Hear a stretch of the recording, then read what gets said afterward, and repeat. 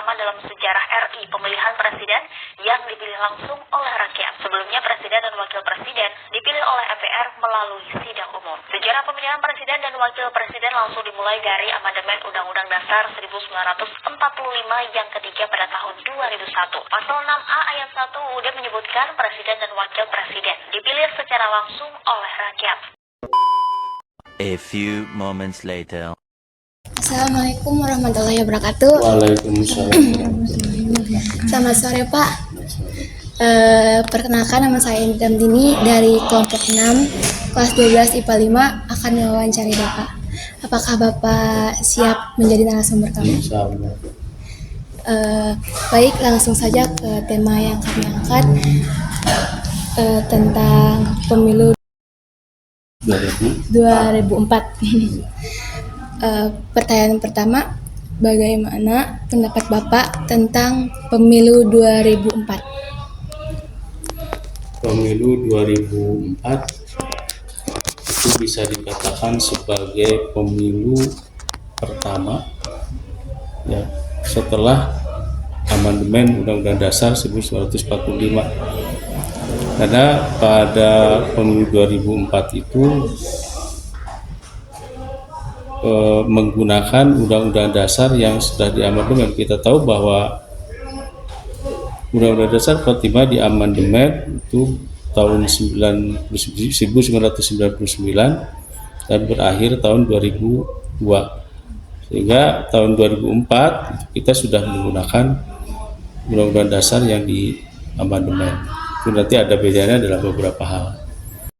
Pemilu tahun 2004 untuk melaksanakan pemilihan apa saja? Ya. Pada dasarnya semua pemilu dilaksanakan untuk memilih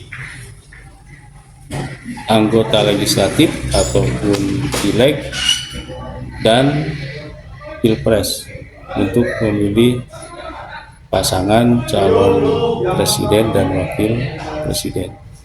Di dalamnya ada pemilihan anggota DPR, anggota DPRD, baik provinsi maupun kabupaten kota, dan satu lagi anggota DPD, Dewan Perwakilan Daerah. Baik, pertanyaan ketiga, partai manakah yang menjadi pemenang pada tahun 2004? 2004 kalau tidak salah Demokrat ya, atau kalau tidak salah ya, nanti dilihat lagi lah itu Demokrat sebagai pemenangnya. Jadi ada pergeseran. Kalau pada tahun masa Orde Baru itu pemenangnya adalah golongan karya Golkar, terus ke sini ke Demokrat, nanti tahun berikutnya PDIP sampai sekarang. Baik, pertanyaan keempat, apa yang membedakan sistem pemilu umum pada tahun 2004 dengan pemilu yang diselenggarakan sebelumnya? Ya. Yang saya katakan tadi, tahun 2004 itu pemilu dilaksanakan dengan berdasarkan kepada Undang-Undang Dasar yang diamandemen.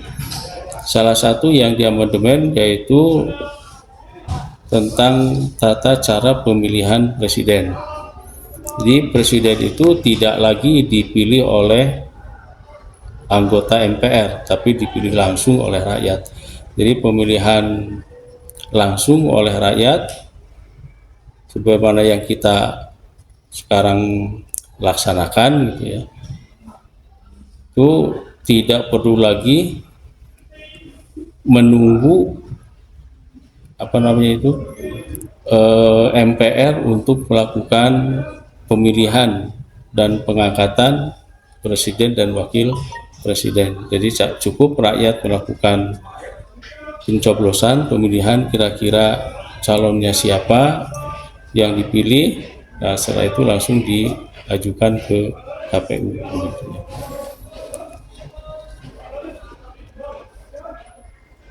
Dan prosesnya juga langsung. Kalau berdasarkan Undang-Undang Dasar 45 yang diamandemen itu, calon presiden dan wakil presiden didaftarkan secara berpasangan. Berbeda dengan tahun yang lalu, tahun-tahun sebelumnya di Orde Baru, di mana tahun sebelumnya pemilihan presiden dan wakil presiden terpisah serta diajukan oleh partai politik yang berbeda juga. Jadi belum seperti sekarang ya, presidennya anu, wakil presidennya anu, enggak. Jadi pemilihan pertama itu pemilihan presiden dulu. Setelah tuntas pemilihan presiden, sudah terpilih presidennya, baru dilakukan pemilihan wakil presiden. Baik, pertanyaan kelima, bagaimana pendapat Bapak tentang banyaknya partai 2004? Ya, sebetulnya kalau kita melihat pada peserta pemilu, yaitu partai politik menjadi peserta pemilu yang menjadi kontestan, ya, sebutkan OPP, organisasi peserta pemilu. Tahun 2004 kurang efektif karena apa? Karena partainya terlalu banyak. Kalau tidak salah 24 partai politik ya. Itu 24 partai politik, nanti rakyat menjadi bingung. Rakyat bingung saking banyaknya gambar kecil-kecil lagi begitu ya. Bagi anak-anak muda seperti kita-kitaan ya, Anda itu tidak jadi masalah. Tapi untuk orang-orang tua tidak repot. Kemudian di dalam pemilu 2004 itu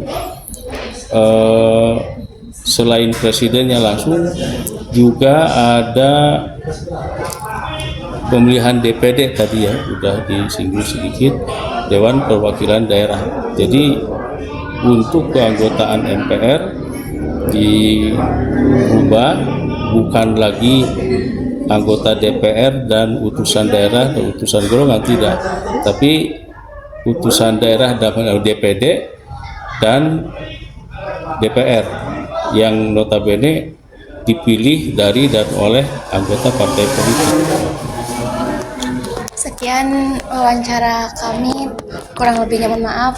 Terima kasih ya Pak. Ya, sama-sama Pak juga minta maaf kalau ada hal yang keliru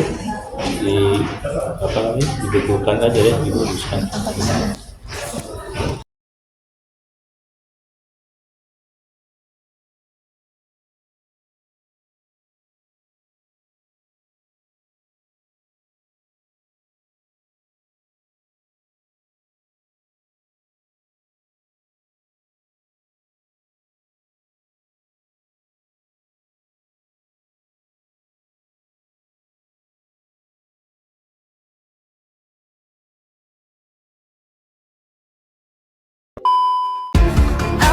Sekali lagi aku minta maaf ya guys. Assalamualaikum warahmatullahi wabarakatuh.